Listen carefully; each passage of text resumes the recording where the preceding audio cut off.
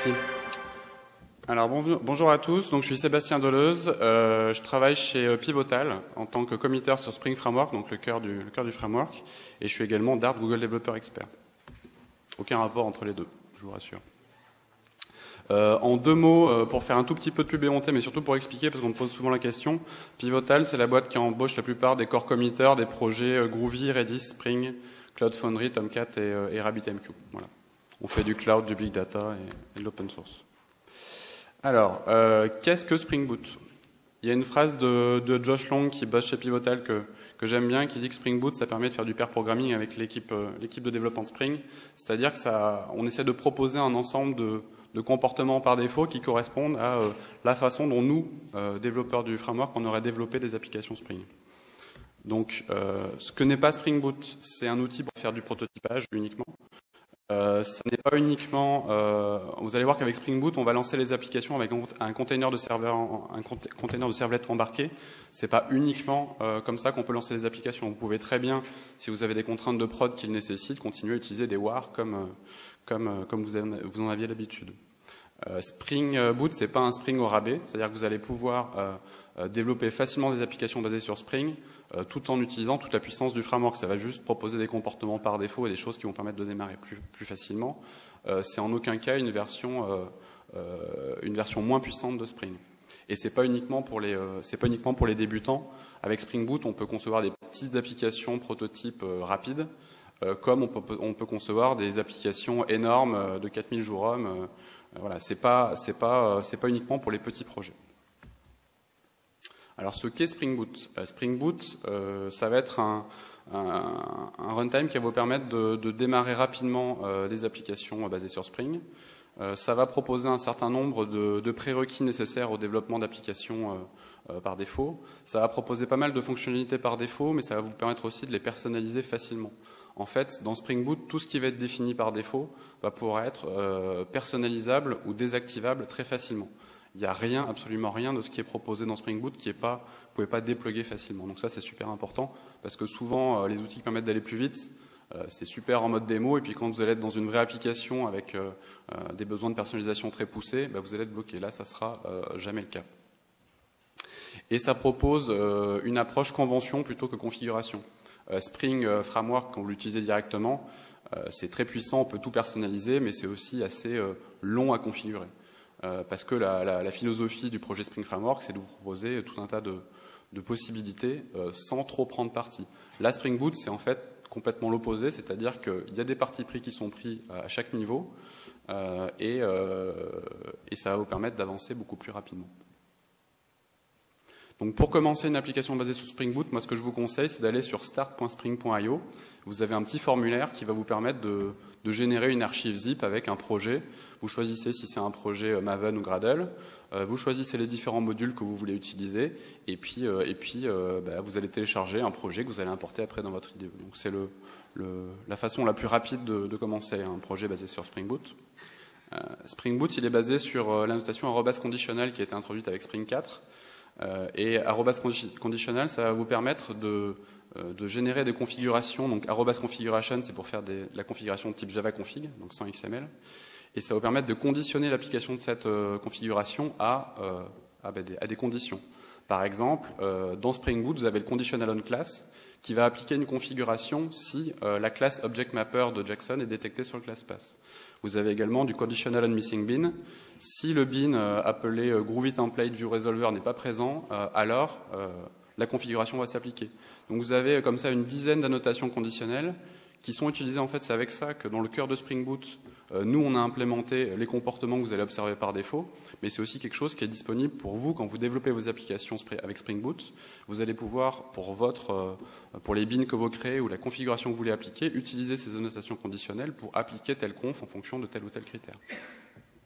Donc c'est assez pratique. Donc, assez parlé, on va passer en mode démo. Voilà, la résolution n'est pas extraordinaire, mais on va essayer de se débrouiller. Donc, j'espère qu'on va avoir quelque chose. Donc j'ai une application Spring Boot. Là c'est du Gradle, mais vous avez la possibilité de faire du Maven. Il y a un plugin Gradle, il y a un plugin Maven, vous faites comme vous voulez. Donc là, j'ai une application Spring Boot qui va utiliser un starter Spring Boot Starter Web. Et en fait, vous allez voir que c'est une application qui est assez simple. Donc en fait, c'est une application qui est composée d'un main. Donc pour lancer une application Spring Boot, par défaut, on va utiliser un container de servlet embarqué Tomcat. Vous pouvez également utiliser Jetty. C'est annoté @configuration pour dire que c'est une configuration. Component scan, c'est pour scanner notamment là le contrôleur qu'on va implémenter tout à l'heure. Et puis le enable auto configuration, c'est une notation qui dit justement à Spring Boot, mets en place ta conf par défaut, je veux une application avec toutes les conventions que tu proposes. Et donc pour lancer cette application-là, je vais simplement faire un run de l'application. Je vais lancer le mail, je n'ai pas besoin de créer un runtime, Tomcat, etc. Voilà, donc c'est une approche qui se rapproche un peu de tout ce qu'on peut voir dans les autres technologies que Java en fait, concrètement. Voilà, il est lancé. Je peux également, j'ai un plugin Gradle, j'ai également le même plugin qui existe en Maven. Le lancer comme ça avec un Gradle boot run. Voilà, magnifique. Mon application est lancée. Mais je peux aussi, donc là je vais builder mon application. Je peux le lancer avec une simple commande java-jar. En fait, Spring Boot, en fait, il est fourni avec un plugin qui va en fait intégrer toutes vos classes et toutes les dépendances de votre projet dans ce qu'on appelle un fat jar, qui va contenir un peu comme un war l'ensemble des dépendances. Et du coup, pour lancer une application Spring Boot, je vais faire un java-jar. Voilà, je fais un java-jar du jar que je viens de builder et c'est tout. Donc quand vous le déployez dans le cloud ou sur des serveurs, vous avez juste besoin d'un runtime Java. La commande pour lancer, c'est java-jar. Et puis voilà, donc quand vous déployez dans des passes ou sur un serveur, c'est quand même super pratique. Donc on va implémenter quand même un petit bout de quelque chose. Donc là, on a un home controller donc, qui est automatiquement scanné par notre notation component scan. Donc je vais rajouter une annotation REST controller. Donc pour ceux qui font déjà du Spring MVC, REST controller, ça a été introduit en Spring 4. Et c'est pareil que @controller, sauf que vous n'avez pas à rajouter @response_body sur chacune de leurs méthodes. Donc ça permet juste d'aller un peu plus vite. Je crée un request mapping sur la racine. Voilà, donc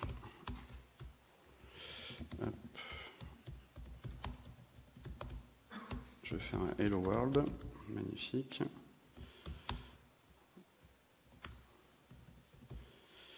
Hop là, qui return hello world. Hop là, mon Dieu. Donc je vais lancer mon application. Je vais vérifier avec mon navigateur. Hop. Donc je vais sur localhost. Magnifique, j'ai mon hello world. Ensuite, je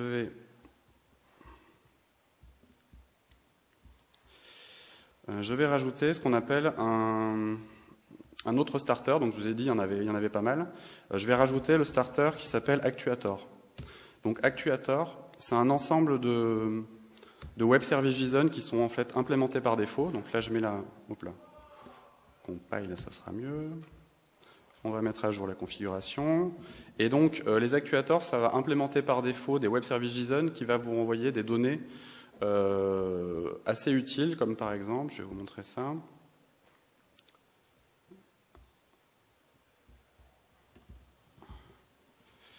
J'espère que je n'ai pas redémarré trop tôt. Voilà. Par exemple, si je vais sur /bins, je vais avoir en JSON l'ensemble des bins de mon application Spring. Si je vais sur /dump, j'ai un thread dump en mode JSON. Si je vais, j'ai aussi des endpoints en mode plus DevOps. Voilà, ça c'est là c'est une version simple, mais ça peut être personnalisé.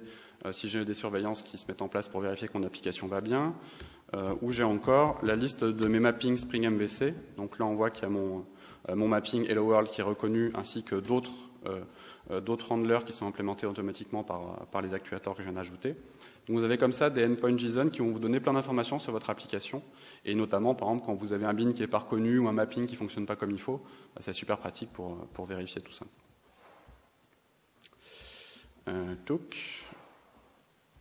Donc je vais ensuite implémenter un test d'intégration. Donc là je vais utiliser la notation integration test. Hop là, avec serveur port égale 0. Donc serveur port égale 0, ça va demander à Spring Boot de trouver un port de libre et de l'injecter. Donc là, je vais l'injecter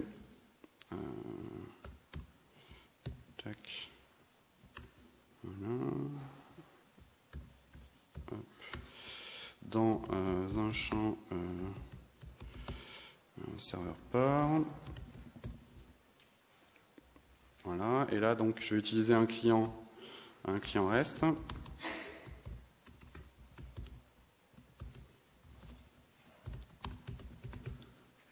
Voilà, tac. Donc je vais taper mon URL localhost, 2 points. Là, je vais utiliser donc mon port que je viens d'injecter. Je vais lui dire le type d'objet que j'attends, donc je veux qu'il me l'envoie. Voilà. Et donc là, je vais faire un assert. Je vais vérifier que donc ça vaut bien hello world. Hop. Hop. Voilà. Et que ça, c'est bien égal. Donc. Il m'embête parce que j'ai oublié. Ah oui, assert equals. Merci. Donc. Tac, tac, tac. Et voilà. Donc je lance mon test.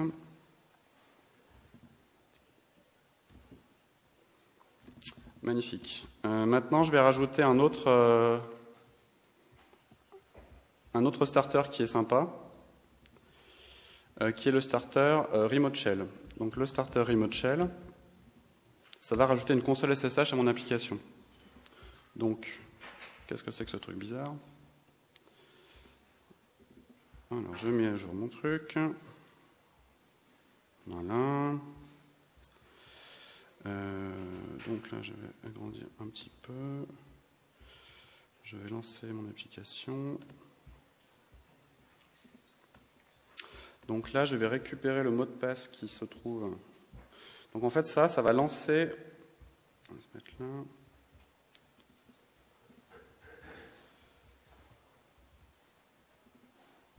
Voilà, le mot de passe, il est là.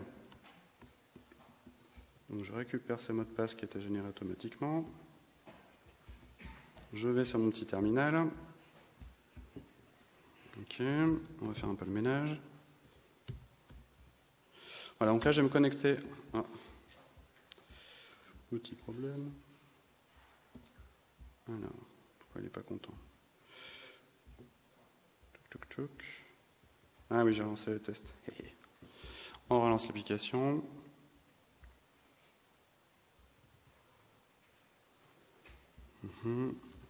C'est mieux.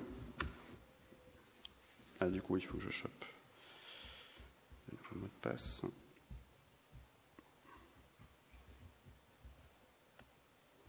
En fait, quand je lui en propose, quand je configure pas de mot de passe, il m'en génère un par défaut automatiquement.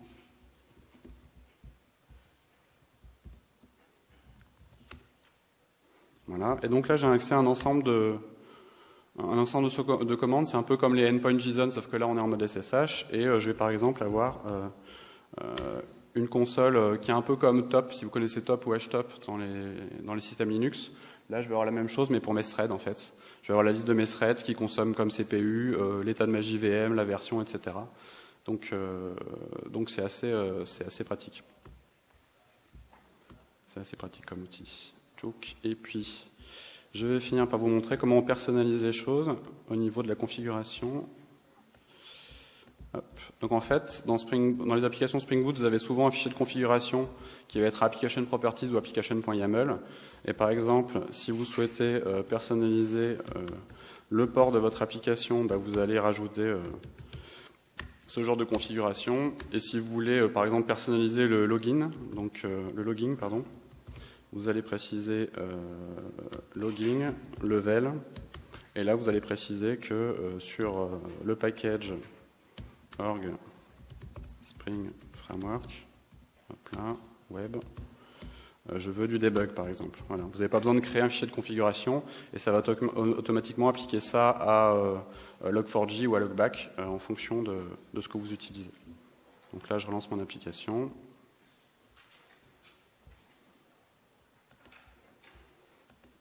Et donc là, normalement, sur 88, voilà, mon application, elle tourne là-dessus. J'ai quasiment plus de temps, c'est juste pour vous montrer vite fait qu'il y a pas mal de guides qui sont disponibles sur Spring.io, donc n'hésitez pas à regarder, c'est tous des guides qui sont basés sur Spring Boot. Et je finirai cette présentation en vous conseillant, pour ceux qui font des applications Spring, pour moi en 2014, ça sert à rien de commencer une application Spring sans utiliser Spring Boot. C'est vraiment utilisable pour tous les projets, que ce soit petits ou des gros projets.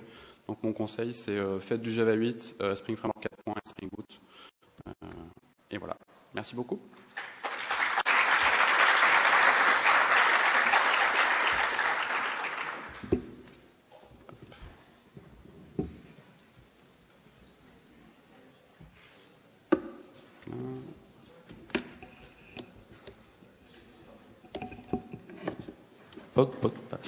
J'ai pas vu d'auto-reload. Il y a un système d'auto-reload dans le système? Oui, alors il y a Spring Loaded qui est intégré par défaut. Donc Spring Loaded, c'est un système qui permet de faire un petit peu comme JRebel, mais c'est beaucoup moins perfectionné. JRebel, c'est vraiment utilisable pour tout type de modification et c'est ultra costaud. Spring Loaded, c'est un peu le même type de fonctionnement. Il y a un agent Java qui va vérifier les modifications. Et voilà, là j'ai pas activé, mais ça marche. C'est encore en... C'est pas fiable dans tous les cas. C'est-à-dire qu'il y a certains types de modifications qui ne sont pas pris en compte. Voilà. Mais il y a effectivement un équivalent gratuit, moins puissant fonctionnellement de JRebel qui s'appelle Spring Loaded. Et la plateforme Spring Boot, elle a été construite que pour Java ou d'autres langages de la JVM sont accueillis dessus, supportés? Il y a pas mal d'applications qui tournent en Groovy. Forcément. Après, c'est pas forcément lié à Java. Hein. Il y a d'autres langages qui peuvent être utilisés, mais actuellement, moi, je l'ai vu surtout vous utiliser pour du Java et Groovy, principalement. Mais après, on peut faire du Scala tout à fait avec Spring Boot. Il y a aucun, on peut utiliser d'autres langages sans souci.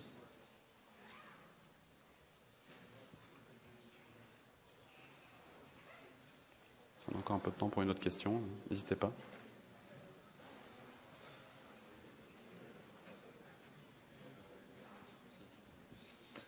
Est-ce que c'est possible d'intégrer Spring Boot avec des applications déjà existantes? Spring. Oui, c'est tout à fait possible. Après, du coup, ça va dépendre du type de configuration que vous avez mis. C'est-à-dire que si les configurations que vous avez mis correspondent à peu près au standard Spring Boot, ça va marcher direct. Si vous avez, de la configuration avancée, il y a quand même des grandes chances que ça marche parce que la façon dont Spring Boot fonctionne, c'est si vous n'avez rien défini. Vous avez vu les annotations arrobas conditionnelles, ça met tout un tas de fonctionnements conditionnels. Donc par exemple, s'il n'y a pas de configuration Jackson, Spring Boot va en définir une. Si vous avez déjà défini votre configuration Jackson, il ne va pas la rajouter. Donc même pour des applications existantes, Spring Boot il a été conçu pour que ça marche facilement, c'est-à-dire qu'il va automatiquement débrancher ces configurations par défaut si vous avez défini quelque chose. Par exemple, si vous avez une application Spring 4 qui utilise @enableWebMVC, qui est une annotation Spring MVC qui permet de faire un certain niveau d'autoconfiguration moins poussé que Spring Boot, mais qui permet déjà d'avoir ça, ça va marcher automatiquement, parce que lui, il ne va pas automatiquement enregistrer toute sa conf par défaut. Donc, Ok, c'est une version Spring 4 minimum pour utiliser Spring Boot? Oui, Spring Boot 1.0 et 1.1, c'est du Spring 4.0 qui est fourni avec. Et Spring Boot 1.2 qui sort à la fin du mois, ça va être du Spring 4.1. Mais effectivement, c'est basé sur Spring 4. Ouais. Moi, j'ai une question sur les temps de démarrage. C'est-à-dire que quand, là, c'est des exemples, donc ça démarre très rapidement, mais quand on aura beaucoup de classes, beaucoup de contrôleurs, etc., il peut y avoir, surtout sur l'enable autoconfiguration, enfin tout ce qui va être chargé au démarrage, est-ce que ça ne va pas alourdir tous les temps de démarrage, tout ce qui se configure automatiquement? Non, les éléments de configuration qui ont été rajoutés, ça alourdit, c'est quasiment négligeable dans les temps de démarrage. Les temps de démarrage, on les a pas mal analysés ces derniers temps, et c'est surtout dû au class path scanning, et puis après à tout l'outillage qui est fait au niveau les proxys qui sont créés au niveau des bins, etc. Mais non, ça joue pas trop, voire même une application Spring Boot aura tendance à démarrer plus rapidement qu'une application Spring tout court, parce qu'en fait, il y a des optimisations qui ont été faites, notamment le class path scanning de Tomcat qui peut être assez lent, notamment avec du servlet 3.0 où il scanne toutes les classes pour juste trouver une petite classe qui remplace web.xml. Ça a été viré, et donc voilà, il y a des trucs comme ça qui ont été optimisés. Donc le Tomcat et le Spring qui sont inclus dedans, ils ont été configurés de manière à ce que ça démarre plus vite. Donc ce qu'on observe, c'est plutôt des temps de démarrage plus rapides. Ok, moi c'était mon inquiétude parce que justement avec Servlet 3.0, j'avais tendance à augmenter. Tout à fait. Tout à fait. Donc là, vu qu'en gros on a plus la main sur le conteneur, on s'est débrouillé pour optimiser ça, pour que ça aille effectivement beaucoup plus vite.